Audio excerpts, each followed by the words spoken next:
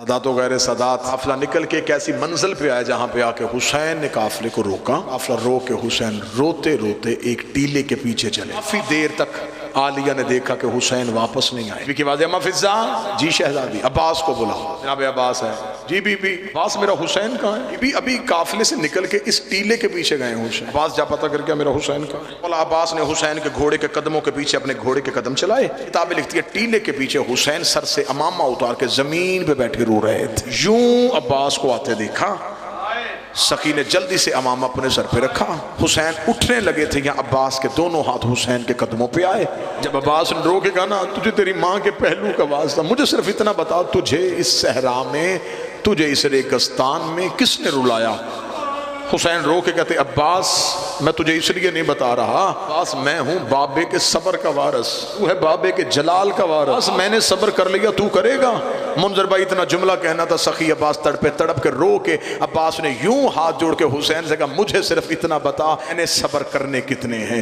مجھ سے سیدوں نے صبر کروانے کتنے ہیں؟ 19 رمضان میرے بابے کے سر پہ ضرب لگی، میں منتیں کر کے کہتا رہا، قاتل ابھی کوفے میں، مجھے میری تلوار دے دے۔ تو نے کہا عباس میں غریب ہوں۔ مولا میں چپ نہیں کر گیا، 28 سفر کو میرے مرے کے جنازے پہ تیر چلتے رہے، میں رو کے کہتا رہا، گھر سے مجھے تلوار دے، میں دیکھو کون حسن کو قبر رسول پہ دفن نہیں ہونے دیتا۔ بہن اور بھائی نے اکٹھے ہو کے کہا، عباس ہم غریب ہیں۔ میں چپ نہیں کر گیا، 28 رجب کو اونٹ دروازے پہ آئے، میں منتیں کر کر کے کہتا رہا، ایک تلوار مجھے دے دے، ایک مسلم کو دے دے، ایک محمد حنفیہ کو دے دے، ایک اپنے اکبر کو دے دے، تو علی کی بیٹیاں لے کے مدینے بیٹھا رہے، اگر شام سے پہلے کوفے کے دروازے پہ اپنا علم نہ لگاؤ، مجھے علی کا لال نہ کہنا۔ تو نے کہا عباس میں غریب ہو۔ مولا میں چپ نہیں کر گیا، مولا تو نے چلتے ہوئے محمل سے اکبر کی بہن کو اتارا، میں رو رو کے کہتا رہا، جہاں سکینہ جا رہی ہے وہاں صغرا کو جانے۔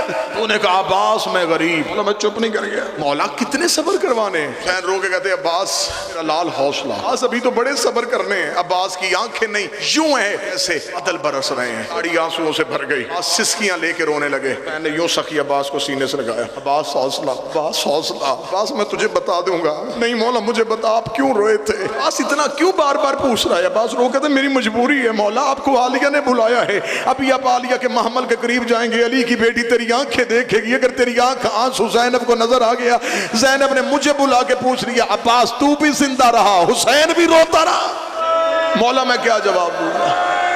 حسین نے آخری سطر، حسین تڑپے، حسین نے تڑپ کے کہا عباس وعدہ کر، اگر میں تجھے بتاؤں گا تو صبر کرے گا۔ صبر کا نام آنا تھا۔ عباس روئے، عباس رو کے کہتے صرف وعدہ نہیں، بقیے والی زہرا زامن دیتا ہوں، آپ بتائیں میں صبر کروں گا۔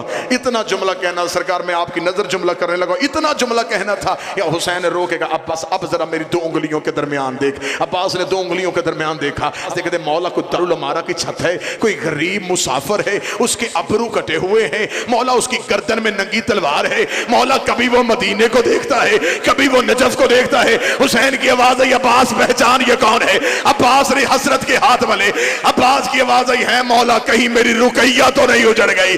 آواز آئی، ہاں یہ میرا مسلم ہے، مسلم کا نام آنا تھا۔ عباس نے تلوار ریت میں پھینکی، رو کے کہا تجھے تیری ماں کا واسطہ، میں جنگ نہیں کرتا، ایک دفعہ زمین کی تنابیں کھینچ، مجھے کوفے پہنچا۔ حسین کا کوفے جا کے کیا کرے گا؟ فرمایا پردیس میں لاشا کون اٹھائے گا؟ مسلم کا جنازہ کون پڑھے گا؟